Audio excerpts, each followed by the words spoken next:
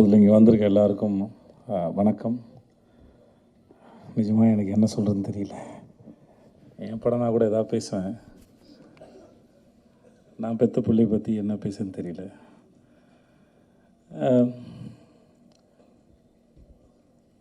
முதல்ல மாஸ்டர் உங்களுக்கு ரொம்ப நன்றி மாஸ்டர். இது இது எங்கே ஆரம்பிச்சதே தெரியல. 2019 எனக்கு கதை சொன்னார், அப்போது பண்ணுறா இருந்தது. அப்புறம் அது நடக்காமல் போயிடுச்சு. அப்புறம் ஒரு ஃப்ளைட்டில் மும்பையிலேருந்து வரும்போது 2 பேர் எதாச்சும் சந்தித்து பேச ஆரம்பித்தோம். ரொம்ப நாட்கள் சந்திச்சதுனால நான் என் குடும்ப புகைப்படங்கள்லாம் அவருக்கு காமிச்சிட்டு இருந்தேன். அவர் ஃபேமிலி ஃபோட்டோவில் நாங்கள் பார்த்துருந்தோம். அப்புறம் ஜவான் ஷூட்டில் அவனை பார்த்தாப்புல. மகாராஜில் எனக்காக வந்து ஒர்க் பண்ணி கொடுங்கன்னு. எந்த இடத்துல அவனுக்கு பிடிச்சதுன்னு தெரியல. எனக்கு கதை சொல்லும்போது கதை ரொம்ப நல்லா இருந்தது. சரி, என் வீட்லேயும் அந்த வயசில் ஒரு பையன் இருக்கானே, இவர் சொல்லவே இல்லையே அப்படின்னு நினச்சேன். சரி ஓகே அப்படின்னு விட்டு நான் அப்புறம் செட்டில் வச்சு தான் சொன்னார், உங்கள் பையன் கரெக்டாக இருப்பான்னு நினைக்கிறேன்னு. எனக்கு ஒரு மாதிரி சந்தோஷமாக இருந்தது, ஆனால் பயமும் இருந்தது. ஏன்னா அது அவன் எப்படி பண்ண போகிறானோ, இல்லை அவன் அப்போ தான் காலேஜ் படிச்சுட்டு இருந்தான், அப்போ தான் சேர்ந்துருந்தான். பட் எதுவாக இருந்தாலும் எனக்கு என் பையனுடைய முடிவுகளை அவனே எடுக்கணும் தான் நான் விரும்பினேன். நான் அது இன்னும் அவருக்கு ஒரு முறை 14 வயசு இருக்கும்போது சின்பாத் படம் அடிக்கும்போது, இப்போ ஏர்போர்ட்டில் மற்ற இடங்களில் அவனையே பழக விட்டேன். அவனே வந்து சொன்னான், அப்போ நான் இன்னும் வளரலை, என்னை தனியாக விடாது அப்படின்னு அவனே வந்து என்கிட்ட சொன்னான். இல்லைடா அது பழகிடும் நான் நினச்சேன். ஏன்னா எங்கள் அப்பா என்னை அப்படி தான் வளர்த்தாரு. ஸோ அதனால் அது ஹெரிட்டரியாக வர ப்ராப்ளம்னு நினைக்கிறேன் நான். ஸோ இந்த விஷயத்தை அவனே ஹேண்டில் பண்ண தான் நினச்சேன். ஸோ அவனும் கதை கேட்டான், மாஸ்டர் சொன்னாங்க, ரொம்ப பிடிச்சிருக்குனாங்க. இப்படி தான் இது ஆரம்பிச்சது. மற்றபடி அதுக்கப்புறம் நாங்கள் 2 பேர் எதுவும் படத்தை பற்றி பெருசாக பேசிக்கல. ஏன்னா நிறையா பிறந்ததும் நிறையா பேசியிருக்கோம், வாழ்க்கையை பற்றி பேசியிருக்கோம், படிப்பை பற்றி பேசியிருக்கோம், நிறையா பேசியிருக்கோம் 2 பேரும். நான், என் பொண்ணு, என் பொண்டாட்டி. சில சமயம் எங்கள் வீட்டில் உட்காந்து பேசுகிறது வந்து 1 மணி நேரம் கான்வர்சேஷனாக ஓடும். நான் நடித்த வேலை பார்த்த அனுபவங்களை உட்காந்து வீட்டில் பேசுவேன் நான். சில சமயம் வந்து சில சீன் பண்ணது, அதோடய எக்ஸ்பீரியன்ஸ் ரொம்ப நல்லாயிருக்கும், ஒரு ஐடியா வந்தது நல்லாயிருக்கும். அது நான் என் குழந்தைங்களோட பகிர்ந்துக்க ஆசைப்படுவேன். ஏன்னா என் தொழில் சினிமா தான், நான் அங்கே தான் வேலை பார்க்குறேன்.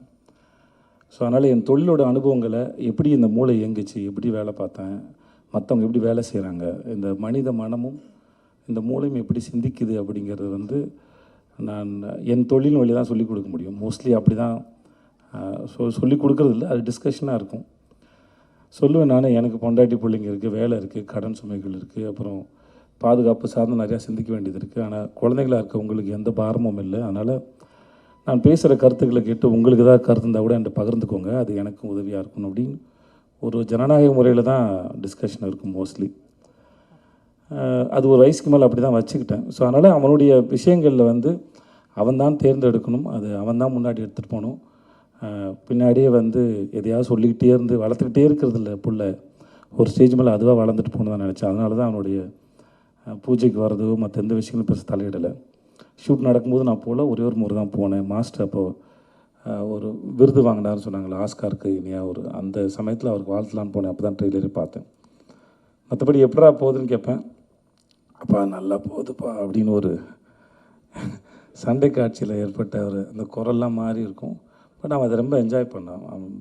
நீ என்ஜாய் பண்ணுறியாடான்னு கேட்டேன், நான் ரொம்ப என்ஜாய் பண்ணுறேன், அவ்வளோதான் தேவை ஒழிய மற்றபடி எனக்கு அவனுக்கான விஷயங்களை அவனால் தேர்ந்தெடுக்க முடியும். அவன் முன்னாடி பார்த்துப்பான்னு தெரியும்.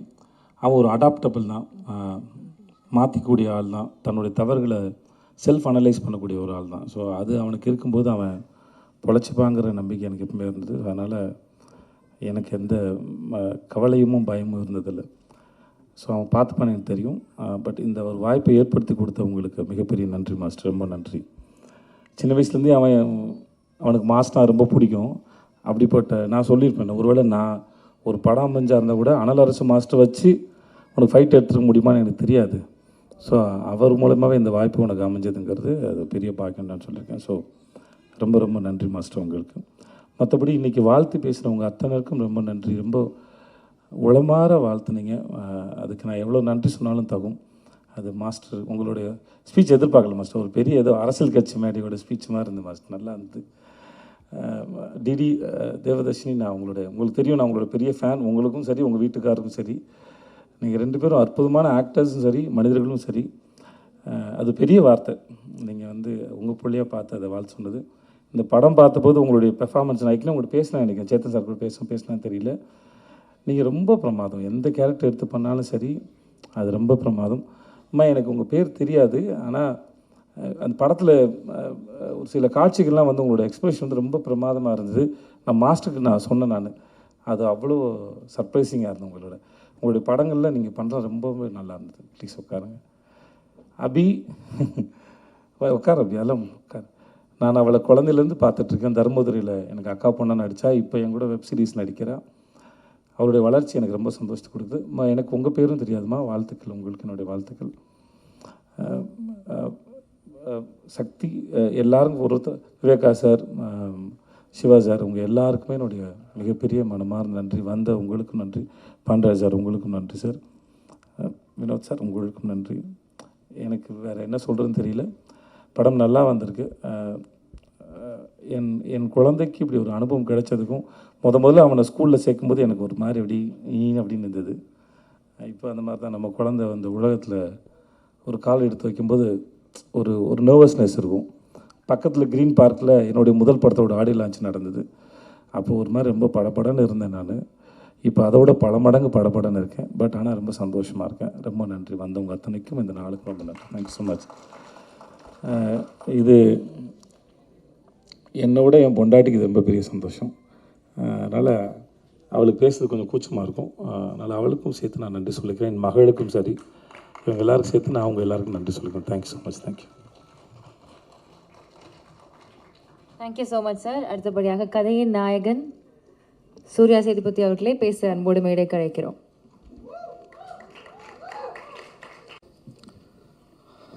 எல்லாருக்கும் வணக்கம். வந்திருக்க press and our chief guest எல்லாருக்குமே ரொம்ப நன்றி.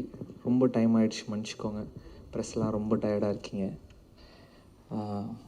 இந்த ஸ்டேஜை நான் எல்லாருக்கும் தேங்க்யூ சொல்லிக்க மட்டும் சொல்கிறேன். ஏன்னா இந்த 2 years ஆஃப் ப்ராசஸ் எப்படி ஆரம்பிச்சிது, ஒரு கான்ட்ரவர்சிஸ், அதுக்கப்புறம் ஷூட்டிங், அதுக்கப்புறம் நடந்த பிரச்சனைகள், படம் ரிலீஸ் ஆகாமல் ஒரு பெரிய போன கேப்பு, இது எல்லாமே ஒவ்வொன்றுத்துலேயும் ஒன்று கற்றுக்கிட்டு ஒவ்வொன்றுத்தையும் லெசனாக எடுத்துக்கிட்டு அது போகிறதுல எனக்கு ரொம்ப சந்தோஷமாக இருந்துச்சு. இன்றைக்கி நான் இந்த இடத்துல நிற்கிறேன்னா இந்த ப்ரெஸ்ஸும் என் கூட நடித்த co artist and my family and my friends இவங்களால தான் நான் இன்றைக்கி இந்த இடத்துல நிற்கிறேன். And I'm bit emotional. இன்னும் 4 நாளில் படம் ரிலீஸ், 8 நாளில் படம் ரிலீஸு.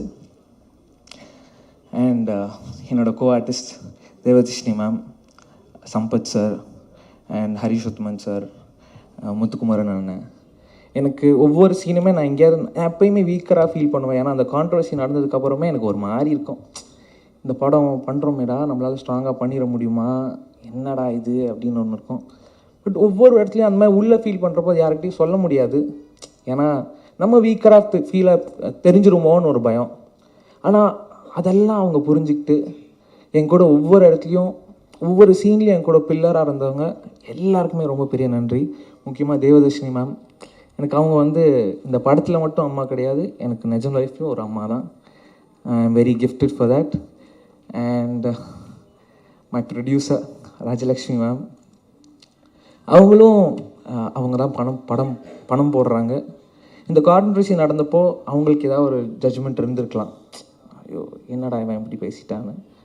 ஆனால் அதெல்லாம் தாண்டி அந்த மாதிரி எந்த எண்ணமும் இல்லாமல் நான் இருக்கேன் கூட அப்படின்னு ஒன்று சொன்னதில் வந்து I am very happy ma'am. And last but not least, என் குரு எனக்கு எல்லாமே சொல்லி கொடுத்தது அனலரசு சார் தான். நான் இப்போ ஒவ்வொருத்தையும் என் காஸ்டியூம்லேருந்து நான் நடிக்கிற ஸ்டைல் வரைக்குமே it's from him. And I'm very thankful and grateful for you sir.